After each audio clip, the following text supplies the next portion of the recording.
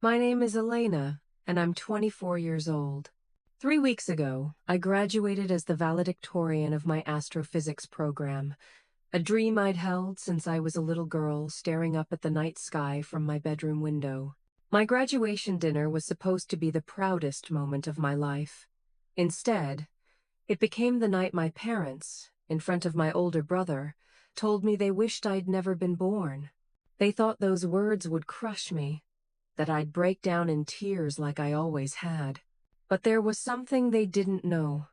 Tucked inside my purse was a letter, a confirmation of a secret that would change everything, and my response didn't just silence them, it left them utterly ashamed. If you're watching this from somewhere you've ever felt invisible in your own family, drop a comment and let me know where you're from. Before I tell you about that fateful dinner, hit that like button and subscribe for more true stories about finding your own worth when the people who are supposed to love you most refuse to see it.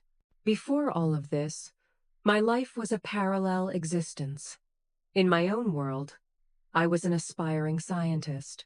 I spent my nights studying constellations, writing complex papers on dark matter, and feeling a deep connection to the universe, a place of infinite wonder and logical rules.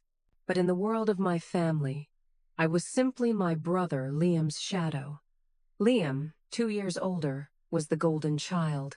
He was the high school football captain, a business major from a prestigious university, and now a fast-rising star at a downtown finance firm. He was everything my parents, Mark and Susan, valued.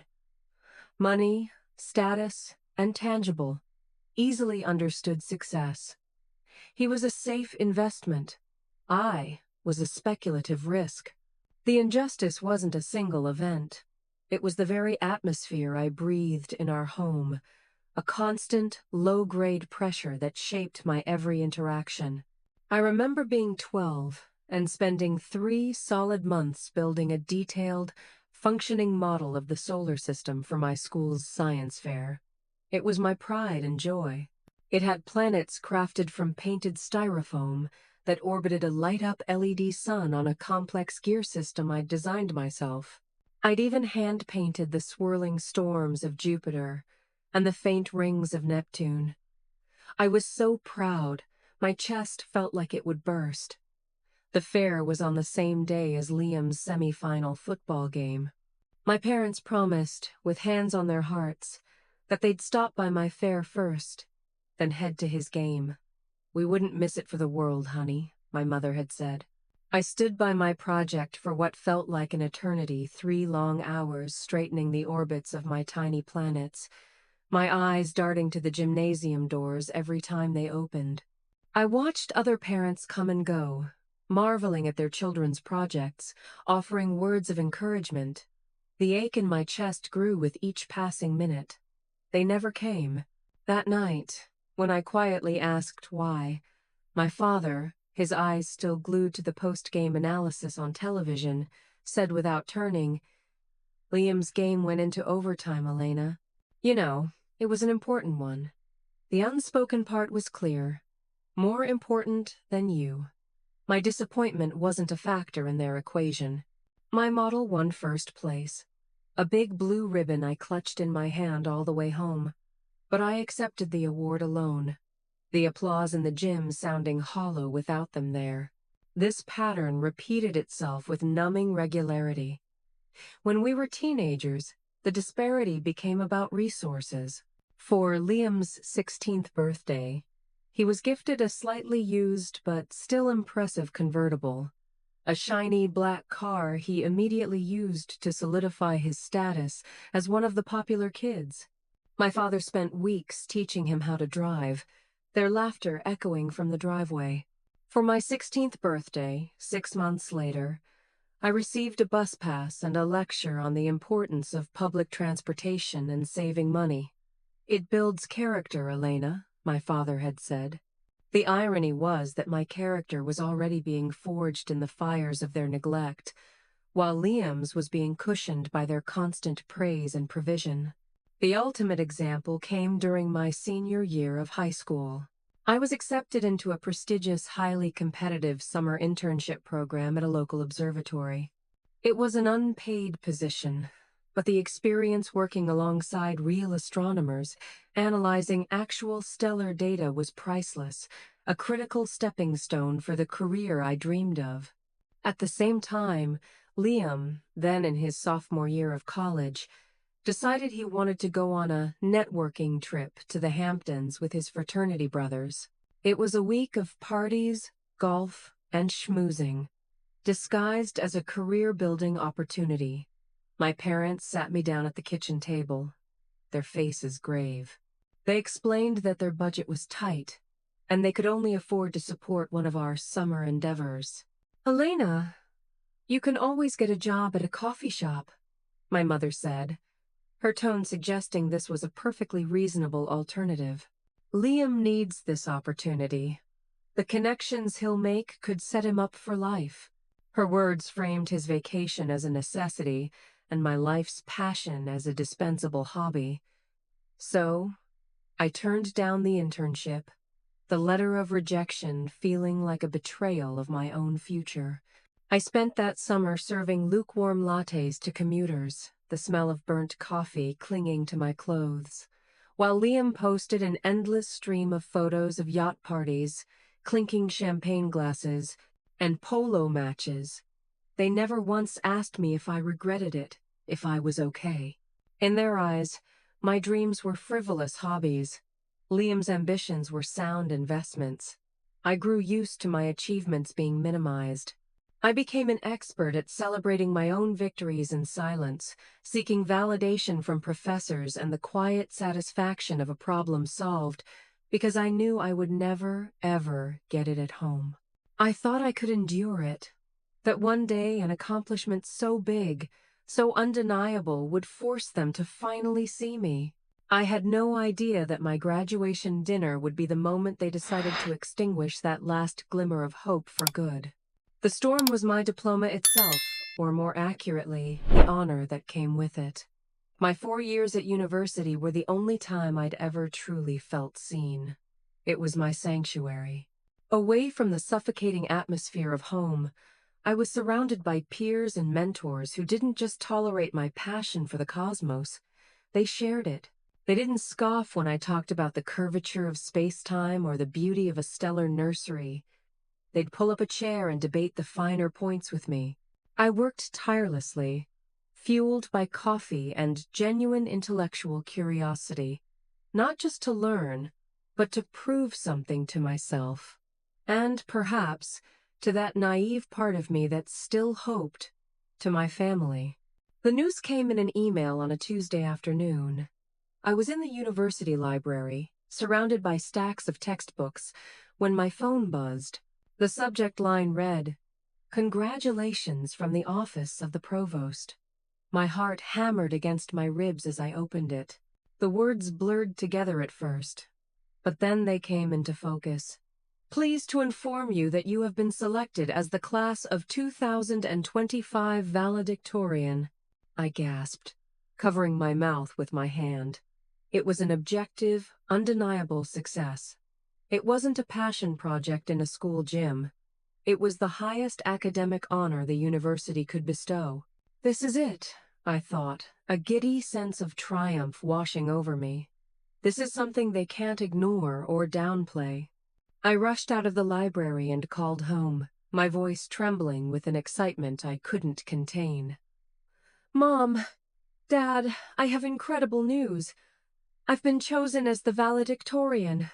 The line went silent for a few seconds, a void that quickly swallowed my joy. Then, my mother's voice, flat and practical, came through. "Oh, that's nice, dear. That's very nice. Does that mean the ceremony will be longer? Liam has a flight to catch Sunday night, and we need to make sure we get him to the airport on time." My elation deflated like a punctured balloon. There was no cheer, no exclamation of pride, not even a simple congratulations. Their first thought was not about my once-in-a-lifetime achievement, but about the potential inconvenience to Liam's travel schedule. Still, I tried to rally. to push the familiar sting of disappointment aside. They'll get it when they're here, I told myself, a desperate mantra. When they hear my speech, when they see me on that stage in front of thousands of people, then they'll finally understand. Graduation day arrived, a bright, sunny morning full of possibility. I put on my cap and gown, the fabric feeling heavy with the weight of 4 years of work and a lifetime of hope. From my seat on the stage, I scanned the vast crowd of families until I found them my father, my mother, and Liam, a small island of indifference in a sea of beaming faces. Liam was scrolling on his phone, looking profoundly bored.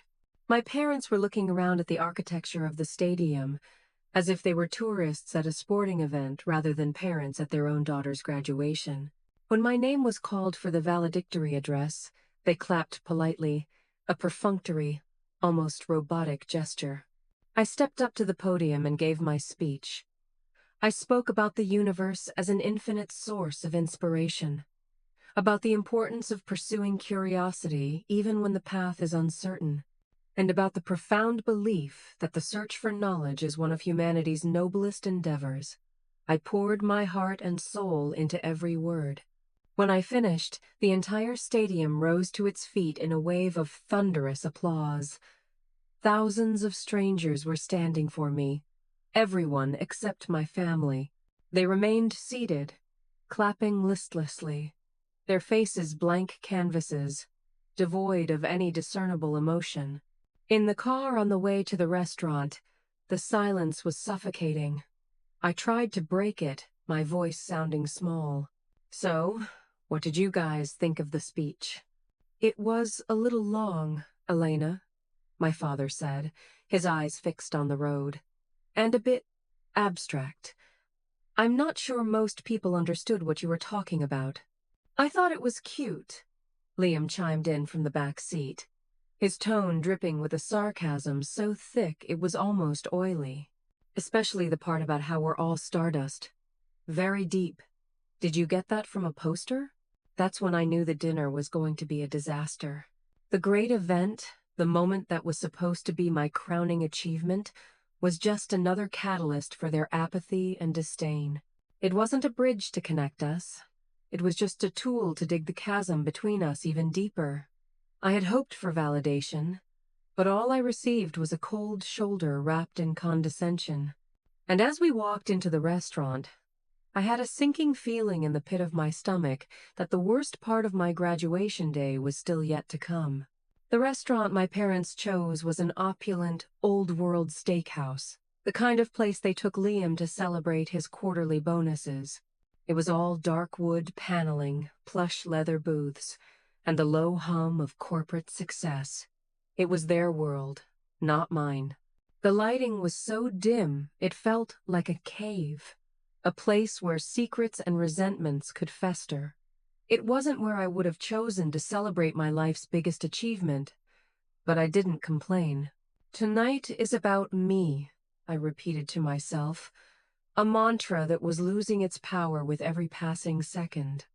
We were seated at a large round table in a secluded corner, which only served to make the atmosphere feel more like an interrogation than a celebration. As soon as we ordered our food, the unmasking began. It wasn't a single, explosive confrontation, but a methodical, calculated campaign of 1,000 tiny cuts, each one designed to bleed me of my joy and self-worth. The first major blow was the gifts. After the appetizers arrived, my mother reached into her oversized designer purse with a theatrical flourish. "We have a little something for both of you," she announced, her smile aimed primarily at Liam. She produced 2 boxes. The first, which she handed to Liam, was a long, elegant velvet box from a brand I recognized as obscenely expensive. He opened it to reveal a gleaming Swiss watch, its face intricate and beautiful. "Wow, thanks, Mom, Dad," he said, affecting a tone of mild surprise that didn't quite mask his expectation. "This is incredible." "Well, you had a record quarter," my father said, his voice booming with pride as he clapped Liam on the back. A man of your stature needs a timepiece to match. You deserve it. Then, my mother turned to me and handed me a smaller, square box wrapped in plain, generic gift paper.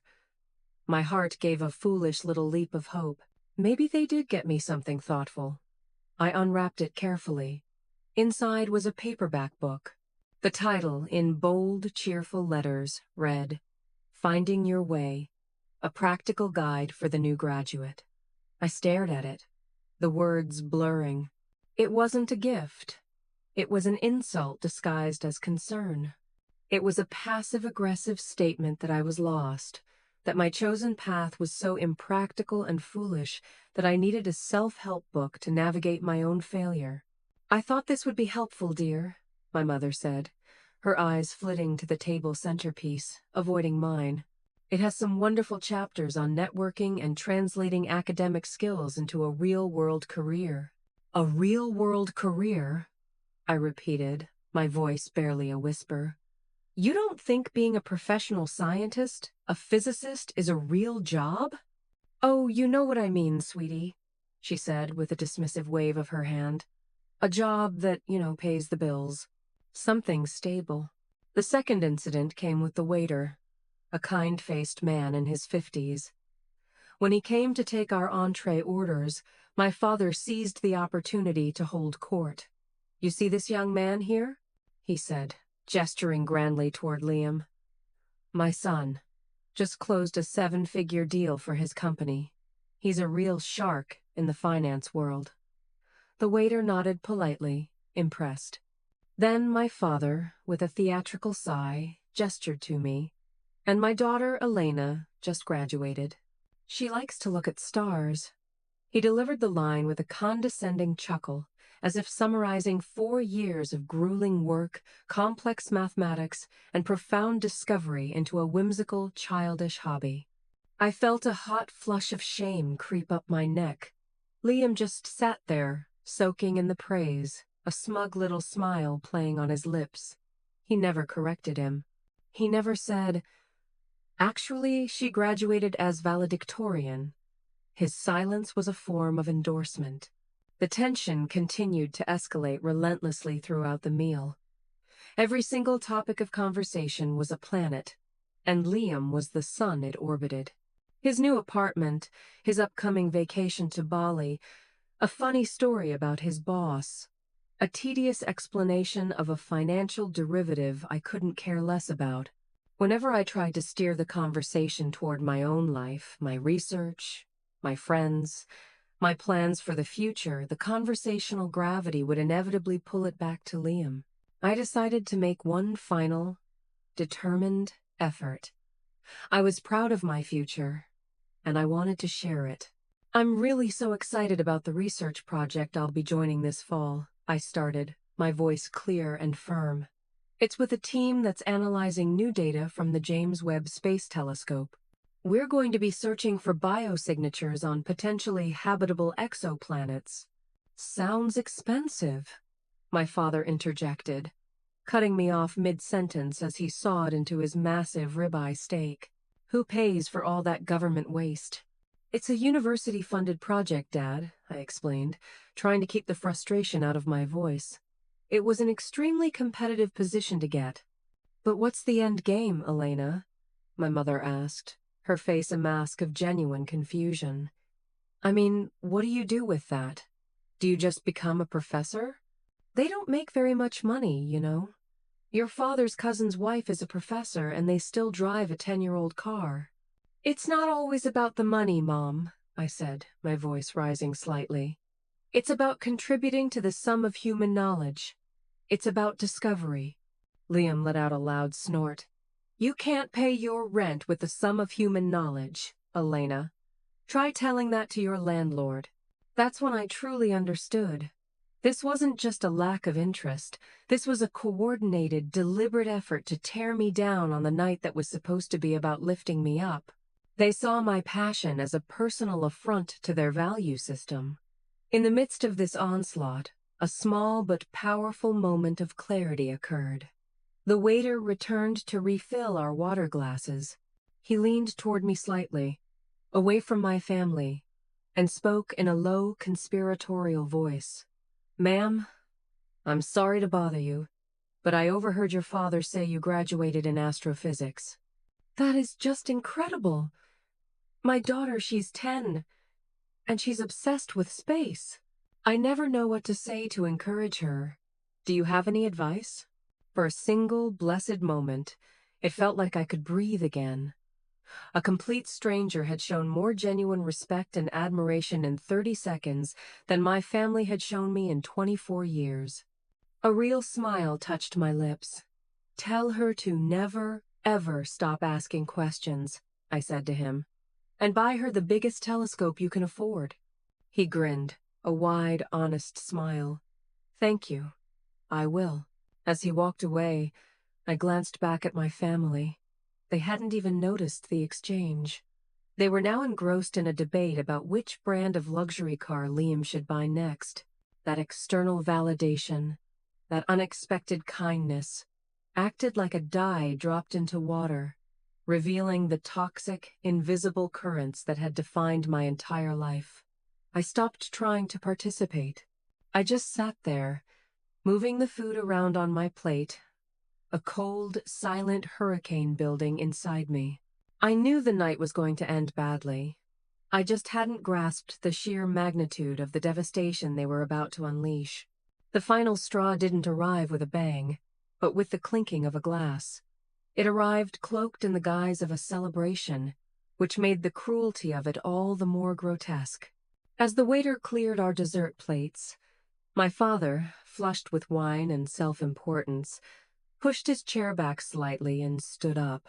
He tapped his water glass with a steak knife, the sharp ping cutting through the restaurant's ambient chatter. "If I could have everyone's attention for a moment," he announced, "not just to our table, but to the surrounding diners." I shrank in my seat, a knot of dread tightening in my stomach. A tiny, foolish part of me, the part that refused to die, whispered, "Maybe this is it. Maybe he'll finally say he's proud." He raised his glass. "First and foremost, I want to raise a glass to my son Liam." My heart didn't just sink, it plummeted. Of course, it was always about Liam first. He has had a phenomenal year, absolutely crushing his targets and making a real name for himself in a tough industry. We are endlessly proud of the man he has become. "To Liam!" My mother and Liam beamed as they raised their glasses. I just watched, my own glass untouched on the table. My father remained standing, his moment in the spotlight not yet over. Then he turned his gaze to me. His jovial smile vanished, replaced by a look of grim, almost weary seriousness, as if I were a difficult task he had to complete. "And Elena," he began, his voice dropping, "we are of course here for you tonight too." He paused, letting the silence stretch for a theatrically long moment. I could feel the curious eyes of people at other tables on us. "You've graduated. You worked hard, in your own way. We know you tried." The word "tried" hung in the air, a verbal pat on the head for a child who had brought home a participation trophy. It was a word meant to diminish, to imply that my absolute best was a mediocre effort in their eyes. My mother, sensing her cue, jumped in.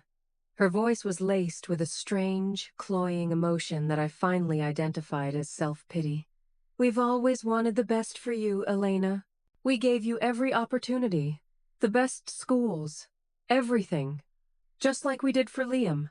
She looked at me, and her eyes were as cold and distant as the stars I studied. "But you always had to choose the difficult path, the impractical one. We have spent years, worrying about what will become of you." "What are you saying?" I asked, my voice a strangled whisper.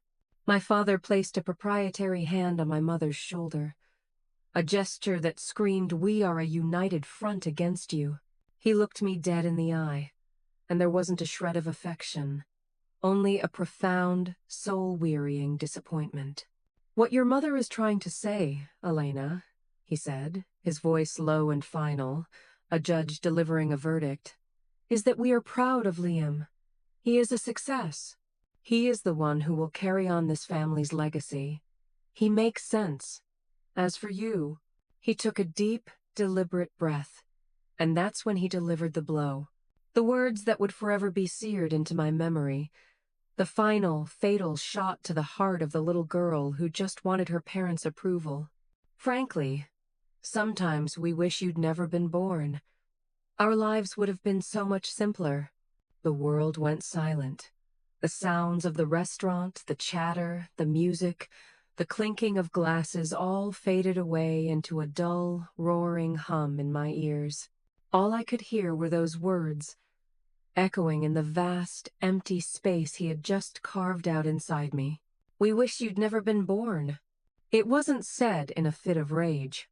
It was said calmly, thoughtfully, as a statement of fact.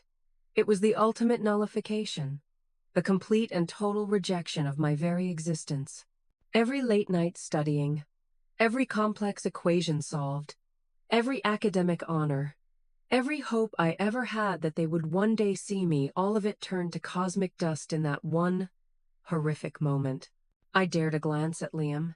He was staring intently at a crumb on the tablecloth, his jaw tight. He said nothing. His silence wasn't just cowardice. It was an agreement. I waited for the pain, the rage, the crushing devastation I was supposed to feel. But it didn't come. Instead, something else, something entirely unexpected, washed over me. A cold, crystalline calm. It was as if their words, intended to be my final undoing, had instead acted as a crucible, burning away the last, desperate vestiges of the child in me who still, foolishly, sought their love. In that singular moment, I was liberated. I was no longer their daughter, starving for their approval. I was Elena Vance, an astrophysicist, and I realized with a clarity that was almost blinding that I didn't need them. I didn't need anything from them ever again. I looked at my father, then my mother, and for the first time I saw them not as giants, but as two small, frightened people, imprisoned by their own narrow definitions of success and worth. My moment of clarity wasn't a scream. It was a profound, powerful silence. A silence filled with a strength they had no idea I possessed. And I knew, with absolute certainty, what I had to do next. It was a quiet, paper-thin reality folded neatly inside an envelope in my purse. It was the culmination of 6 months of clandestine work, of late nights fueled by ambition instead of anxiety, and of a life-altering interview that my family knew nothing about. My secret weapon had a name, the Nova Fellowship. The Nova Fellowship isn't just a scholarship. It's the astrophysics equivalent of being drafted into the major leagues as the #1 pick. It's a globally recognized honor that signals to the entire scientific community that you are one of the most promising young minds of your generation. It provides 5 years of comprehensive funding for postdoctoral research at any institution in the world, granting a level of academic freedom most scientists don't achieve until much later in their careers. It comes with guaranteed access to the world's most advanced telescopes and an open invitation to collaborate with the titans of the field. Only 5 are chosen each year from a pool of thousands of the brightest graduates on the planet. Applying wasn't just a long shot. It was an act of audacious hope. I had begun the exhaustive application process in the fall of my senior year, a secret I guarded fiercely. Telling my family would have been pointless. They would have dismissed it as another one of Elena's fanciful projects, a waste of time that could have been better spent applying for real jobs. So, I confided only in my academic advisor, Dr. Eris Thorne, a kind, brilliant astrophysicist who had become the paternal figure my own father never was. He was the one who pushed me. "Elena, your undergraduate thesis is groundbreaking," he'd told me, his eyes alight with intellectual excitement. "You have a way of seeing patterns in the data that others miss. It's a gift. You must apply. So I did. I poured every spare moment into it. I spent weeks refining my research proposal, a complex thesis on detecting biosignatures in the atmospheres of exoplanets. I gathered glowing letters of recommendation from professors who saw my potential. I wrote and rewrote my personal essays, trying to distill a lifetime of passion for the cosmos onto 2 pages. It was a grueling, solitary effort, conducted in the dead of night after my regular studies were complete. Then, in February, an email arrived that made my heart stop beating for a full second.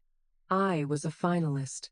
I was one of 20 candidates invited to the California Institute of Technology for a grueling 2-day interview panel. I had to lie to my family. I told them I had a mandatory university symposium that I couldn't miss.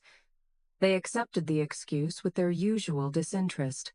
I flew to California feeling like a spy on the most important mission of my life. The interviews were the most intellectually challenging experience I'd ever had. I presented my research to a panel of a dozen scientists, a veritable who's who of modern physics.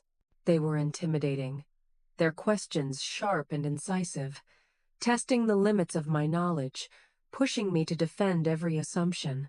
During my final, one-on-one interview, a panelist, an older woman with kind, knowing eyes who had won the Nobel Prize, asked me a simple question. Miss Vance, beyond the science, why do you want to do this? What truly drives you? And for the first time, I told the whole truth of my heart. Because ever since I was a little girl, the universe was the only place I felt like I truly belonged, I confessed. It's a place where the rules, however complex, make sense. Where unimaginable beauty and terrifying chaos coexist in perfect harmony. And I believe that searching for our place in all of that vastness is the best way to find our own worth. Right here. I flew home in a daze, utterly spent and with no idea what to expect. 2 weeks later, a thick, cream-colored envelope bearing the Caltech seal arrived at my off-campus apartment. My hands trembled so much I could barely tear it open. The first line I saw was, "Dear Miss Elena Vance, on behalf of the selection committee, it is with immense pleasure that we offer you this year's Nova Fellowship." I sank to my linoleum floor and wept, not with sadness or relief, but with the overwhelming, soul-shaking power of pure validation. A research grant of $500,000, an appointment at the European Southern Observatory in Chile, one of the best astronomical sites on Earth. An invitation into a community I had only ever dreamed of joining. Dr. Thorne was the first person I called. He let out a whoop of joy that was so loud I had to pull the phone from my ear. "I knew it! Elena! I knew you had it in you!" "What do I do now?" I asked him, my voice thick with tears. "Should I tell my family?" He was quiet for a moment. "Listen to me, Elena," he said, his voice becoming serious and fatherly.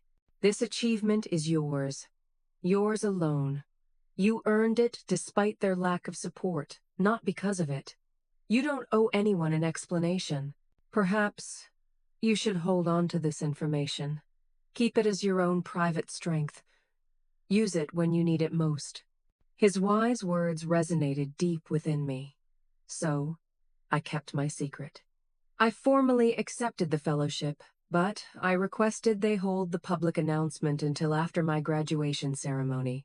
That letter of confirmation, my secret weapon, my declaration of independence, had been in my purse ever since. Sitting at that dinner table, absorbing the full, toxic impact of my father's words, I finally understood what Dr. Thorne had meant. This was the moment. This was no longer about a desperate, childish need for their approval. This was about announcing my own sovereignty. My counterplan formed in that cold, silent moment. I would not scream. I would not cry.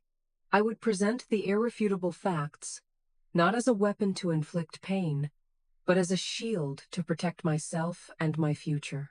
I would demonstrate, with quiet, undeniable proof that their opinion of my worth was, and always had been, utterly and completely irrelevant.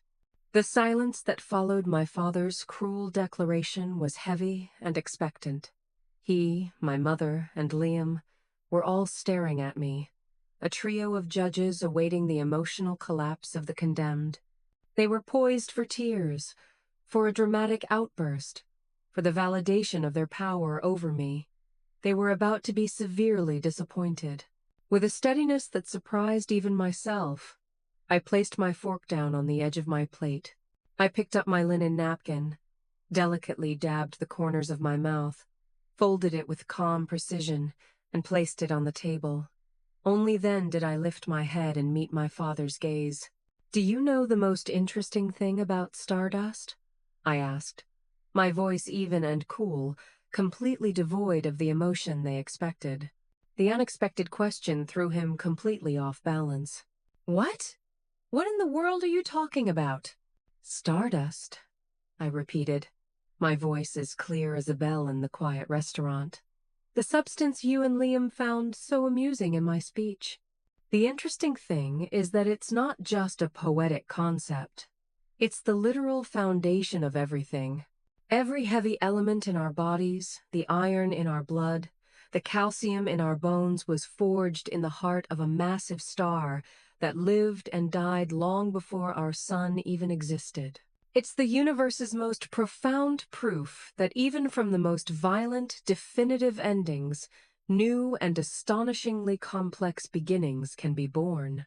My mother shook her head, a look of exasperated impatience on her face. "Elena, this is not the time for one of your science lectures. We are being serious here." "Oh, I assure you, so am I said, and the subtle shift in my tone, the newfound steel in it, made her blink. "I am being perfectly serious." "Oh." I reached for my purse on the chair beside me, opened the clasp with a deliberate click, and removed the cream-colored envelope. I placed it on the center of the table, a stark white rectangle on the dark wood, positioned exactly between my father's half-empty wine glass and my mother's untouched slice of cheesecake. "You have all spoken at great length tonight about success, about worth, and about what constitutes a real job. You have passed your final judgment on the path I've chosen. So, I think it's only fair that I show you where that path has actually led." Liam let out a disbelieving snort. "What are you going to do now, Elena? Show us your final grades?" I didn't even glance his way. My focus was entirely on my parents. 6 months ago, I secretly applied for the Nova Fellowship. My father's brow furrowed in confusion. "The what?" "It is, by any objective measure, the most prestigious award in the world for a young astrophysicist," I explained, my voice taking on the calm, authoritative tone of a presenter at a symposium. I was in my element now. "It is awarded to only 5 individuals each year, from a global pool of thousands. The winners receive a $500,000 research grant, unparalleled access to the world's leading astronomical facilities, and a formal mandate to help shape the future of their field." I paused, letting the weight of the words settle in the space between us. I could see a flicker of unease in my father's eyes. My mother was just staring at me, her mouth slightly agape, the condescending expression frozen on her face. "As you can imagine, the competition is rather intense," I continued smoothly. "The process involves a 60-page research proposal, letters of recommendation from the top experts in the field, and a final 2-day interview panel before a board of distinguished scientists, several of whom, I might add, are Nobel laureates." "Get to the point," my father grumbled, but his voice lacked its earlier conviction. It was a weak command from a king who was sensing a coup. I gently pushed the envelope an inch closer to him with my fingertip. "The point is this. 3 months ago, I flew to California for that interview on the same weekend I told you I had a mandatory university symposium, and 2 weeks after that, this letter arrived." My father stared at the envelope as if it were a venomous snake. He refused to touch it. My mother, however, driven by a horrified curiosity, reached out with a trembling hand and snatched it. She fumbled with the flap before pulling out the heavy official letterhead. Her eyes scanned the first paragraph. They widened. She read it again, her lips moving silently, and then, without a word, she passed it to my husband, her hand shaking. I watched my father's face as he read. It was a fascinating study in real-time emotional collapse. First, there was skepticism. Then, confusion. Then, a dawning, horrified realization. The color drained from his face. He placed the letter on the table as if it had burned his fingers. This can't be real," he whispered. "Oh, it's very real," I replied. "You can look me up on the Nova Foundation's official website tomorrow morning. The public announcement goes live at 9 a.m. EST. I imagine it will be picked up by a few news outlets." $500,000? Liam finally choked out, his voice a comical squeak. "They're giving you $500,000 to look at stars?" "They are investing in my research, Liam," I corrected him calmly. "They are investing in my mind. They believe that my work has the potential to make significant contributions to our understanding of the universe. They believe in me." I let that final phrase hang in the air, a direct counterpoint to everything they had ever said or done, looking from my mother to my father. The power dynamic in the room hadn't just shifted. It had catastrophically inverted. I was no longer the defendant in their makeshift courtroom. I was the star witness, the prosecutor, and the judge, all in one. My mother was the first to recover, or at least to try. Her face contorted into a grotesque caricature of a proud smile. "Elena, sweetheart, why didn't you tell us? Oh, this is just wonderful. Our daughter. A true genius." She began to applaud, a strange, frantic sound in the tense silence. My father, his face now a blotchy red, scrambled to join her. "Yes, we knew you had it in you. We always believed in you, Elena. We were just pushing you. It's called tough love. It's what good parents do to motivate their children." The sudden, shameless reversal, the breathtaking hypocrisy, was almost too much to bear. They were trying to claw their way onto my victory lap, to rewrite history in real time, to frame their years of emotional cruelty as some masterfully executed parenting strategy. I held up one hand, a simple, quiet gesture that stopped them cold. "Stop," I said, and my voice was like ice. "Just stop." They froze, their fake smiles dissolving. "You don't get to do that," I said, my voice low but carrying an authority they had never heard from me before. "You don't get to pretend you were a part of this. You made your feelings about me, about my life's work, and about my very existence perfectly clear tonight. You wished I had never been born." I held each of their gazes. "So let me tell you what I'm going to do now. I am going to accept this fellowship, and in August, I am moving to Chile to begin my research at the Paranal Observatory. I will not be coming home before then. I will not be calling you. I will not be answering your emails." "Acid! You can't do that!" my mother shrieked, the panic finally breaking through her composure. "We're your family!" "A family doesn't tell their child they wish they didn't exist," I shot back, my voice unwavering. "Tonight, you gave me the gift of clarity. You showed me that, in the way that matters, I don't have a family. But that's all right, because I have found one elsewhere, a community of people who respect me, who challenge me, and who believe in my dreams. You told me I needed to find a real job. Well, I found my calling, and it's taking me far, far away from this table." I stood up, gathering my purse and the triumphant letter from the table. "Thank you for dinner," I said, my tone coolly polite, as if I were concluding a business meeting. "And thank you for being so honest." After 24 years, I finally know exactly where I stand. I. I turned my back on them, on their shocked, pale faces, on the first glimmers of shame and regret dawning in their eyes, and walked out of the restaurant. I did not run. I did not look back.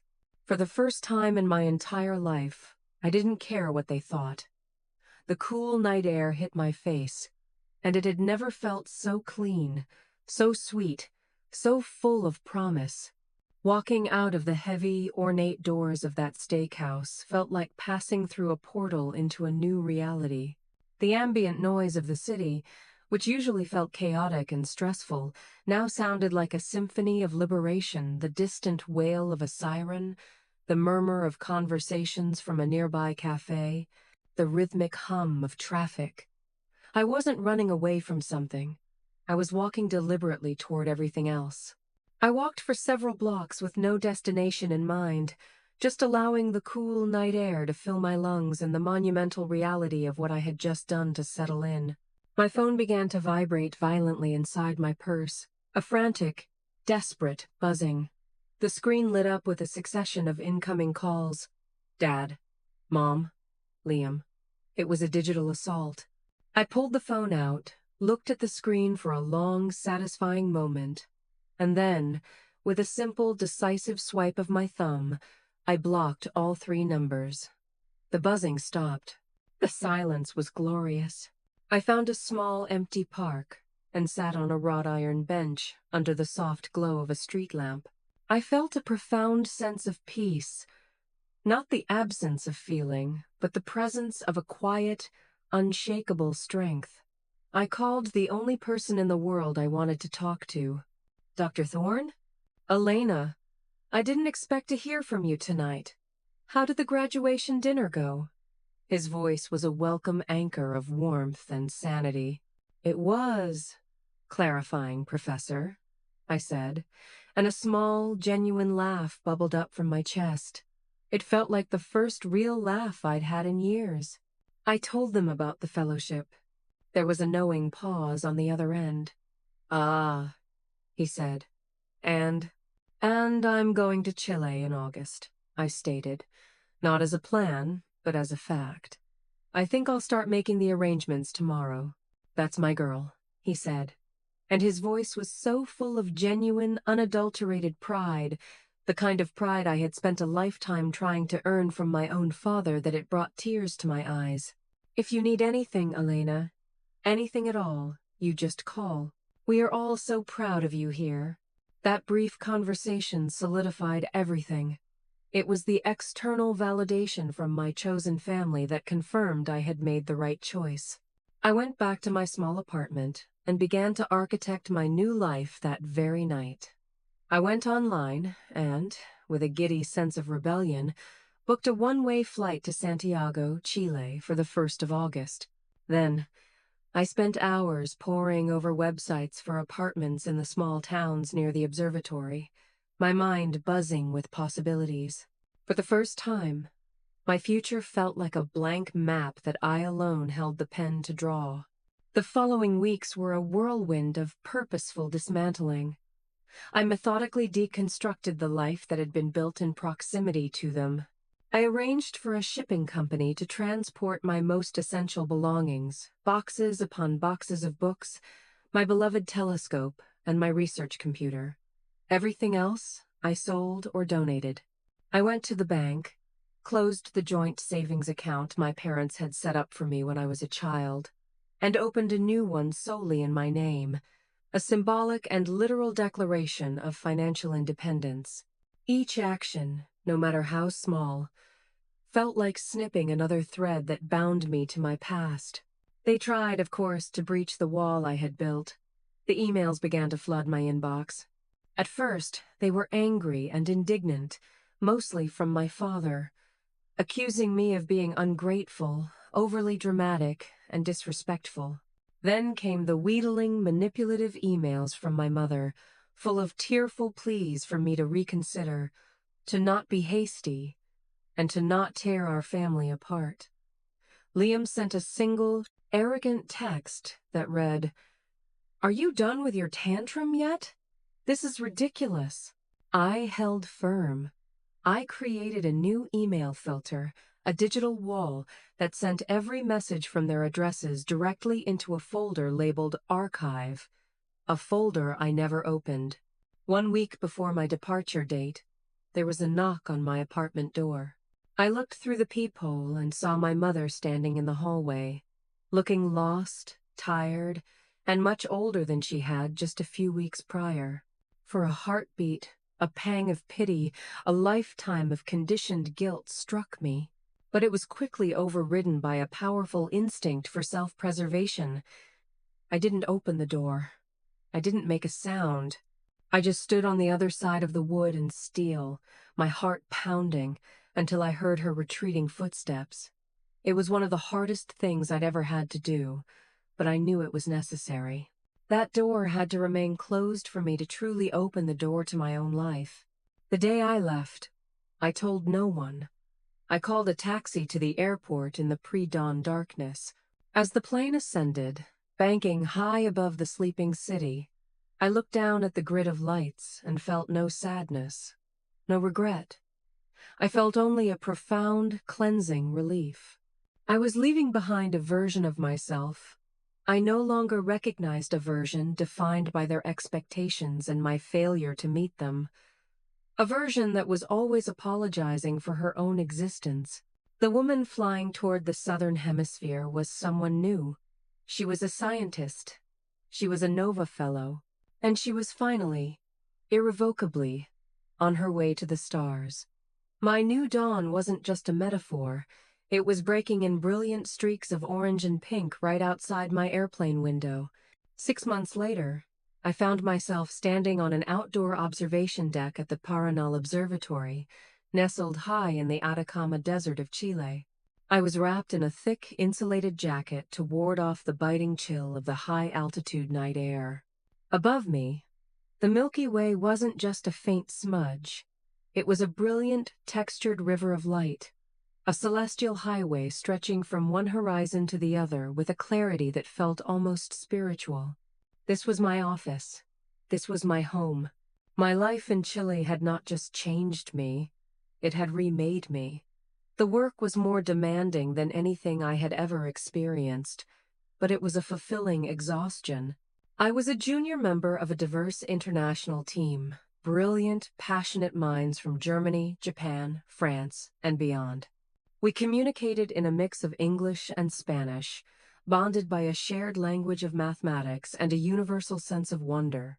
We worked long, unconventional hours, analyzing spectral data, debating theories about stellar evolution, and sharing in the collective childlike awe when our powerful telescopes delivered a new, breathtaking image of a distant nebula. Here, in this community of seekers, nobody cared what deals Liam had closed, or what my parents thought about my career choices. They cared about the quality of my ideas, the rigor of my methodology, and what I, Elena Vance, could contribute to our shared mission. For the first time in my life, I was being judged solely on the merit of my own mind. I had built a life here, one that was entirely my own. I had become conversational in Spanish, thanks to patient friends in the nearby town of Antofagasta. I had hiked through the otherworldly landscapes of the Val de la Luna and developed a taste for local cuisine. I had created a chosen family, a network of colleagues and friends bound, not by obligation, but by mutual respect and a shared passion for discovery. The low-grade anxiety that had been a constant hum in the background of my life for as long as I could remember, the persistent, gnawing worry of not being good enough had simply vanished in the thin, dry desert air. I felt confident, centered, and profoundly, deeply happy. Karma, as it often does, delivered its resolution not through a dramatic, vengeful confrontation, but through the quiet, inevitable unfolding of consequences. I learned about the events back home through infrequent, carefully worded emails from a kind second cousin, Sarah, the only member of my extended family with whom I'd maintained a thread of contact. According to Sarah, after my departure, the entire internal structure of my family had collapsed. With me gone, there was no longer a scapegoat, no longer a problem child to absorb their anxieties and serve as a convenient point of comparison for Liam's success. The full, undivided weight of their expectations fell upon Liam. And the golden child, it turned out, was not made of gold at all, but of glass, and he began to crack under the pressure. The demands they placed on him became suffocating. Every minor setback at his firm was treated as a major crisis. His choice of girlfriend was endlessly scrutinized. His spending habits were monitored. Roughly 6 months after I left, Liam did the unthinkable. He staged his own rebellion. He quit his high-paying finance job, telling my parents in a tearful, explosive argument that he couldn't take the pressure anymore, that he had always hated finance, and that he had only pursued it to win their approval, an approval he now realized was a moving target. He took his substantial savings and moved to Aspen, Colorado to become a ski instructor. My parents were, in Sarah's words, utterly devastated. Their perfect investment, their legacy, had cashed out and run for the hills. They tried every tactic in their playbook: guilt, threats, financial manipulation, but for the first time in his life, Liam held his ground, his rebellion a delayed echo of my own. Sarah told me that the big house was now eerily quiet. With no successes to brag about and no disappointments to lament, my parents were left with nothing but each other and the hollow echo of their own failed ambitions. One evening, while reviewing a science news stream online for work, I saw something that made my breath catch in my throat. It was a short feature on the groundbreaking work being done at the Chilean observatories. For about 5 seconds, the camera panned across the main control room at Paranal, and there, on the screen, was me. I was leaning over a console, pointing at a complex data array on a large monitor, animatedly explaining something to a senior colleague. I was just a small part of the background, a scientist at work, but I was there, broadcast to the world, a part of something important. A few days later, an email arrived from an address I didn't recognize. It was from Liam. Subject: saw you on television. Body: hey, saw you in some science documentary thing online. You looked happy, Elena. Genuinely happy. I'm sorry. For everything. For that dinner. For all the years before it. I was a coward. I never stood up for you because I was scared if I did, their focus would turn to me. Which, I guess it eventually did anyway. I hope you're doing well. Colorado is great. Maybe someday I'll visit South America. We could go skiing in the Andes. I stared at the email for a very long time, tears welling in my eyes. It was an apology, an explanation, and an offer of a new beginning. I didn't reply right away, but I didn't archive it either. It was a seed of possibility that from the wreckage of our old family, a new, more honest sibling relationship could grow on my own terms. As for my parents, I never heard from them directly, but I knew via Sarah that they had seen the documentary, and that was the truest karma of all. Justice wasn't about them suffering. It was about them being forced to witness me succeeding, thriving, and finding incandescent joy, all without them. They had wished I wasn't born, but there I was, alive and well on their television screen, a contributing member of the human race's grandest adventure, living proof that a person's worth is never, ever determined by the people who refuse to see it. Standing here, under the vast, silent canopy of the Atacama sky, I often reflect on the improbable, painful journey that brought me to this place of peace. The raw, burning rage and the deep, aching hurt of that graduation dinner have cooled over time, leaving behind a hard-won, crystalline clarity. The greatest lesson I've learned in these past months hasn't been about the life cycle of stars.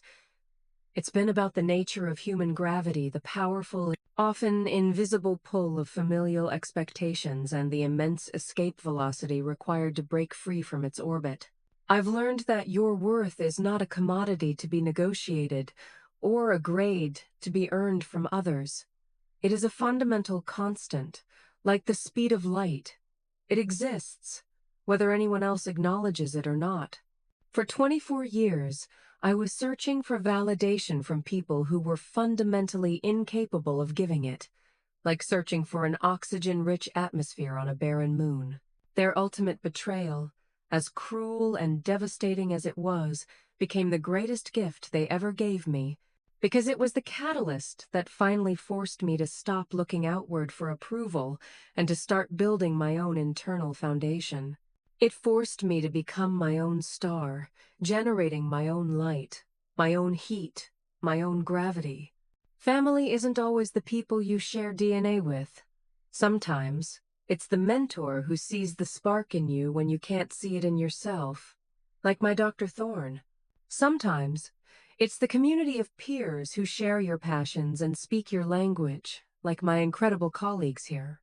Real family is not a cage of expectations. It is a launch pad. It is the place where you are celebrated not for what you can provide, but for who you are. My story may seem extreme, but I know that the core feeling, the feeling of being undervalued, of having your dreams dismissed, is painfully universal. It can manifest in a small, cutting remark, a forgotten promise, or a passion that is treated like a joke. Those seemingly small moments can accumulate over time, creating a powerful gravitational field that can keep you from reaching your true potential. So, I want to ask you, have you ever had to fight to protect your dreams from the very people who were supposed to be your biggest supporters? How did you find the strength to chart your own course and declare your own worth? Please share your stories in the comments below. I truly believe our stories are our power, and I would be honored to read yours. If this story resonated with you, please give it a thumbs up and subscribe for more real-life stories about resilience, recovery, and finding your true place in the universe. And please, share this video with anyone who might need a reminder that they are not a minor planet revolving around someone else's sun. They are, and have always been, a galaxy all their own. Thank you for listening. And remember, even in the darkest, most seemingly empty nights, the stars are always there. You just have to have the courage to look up.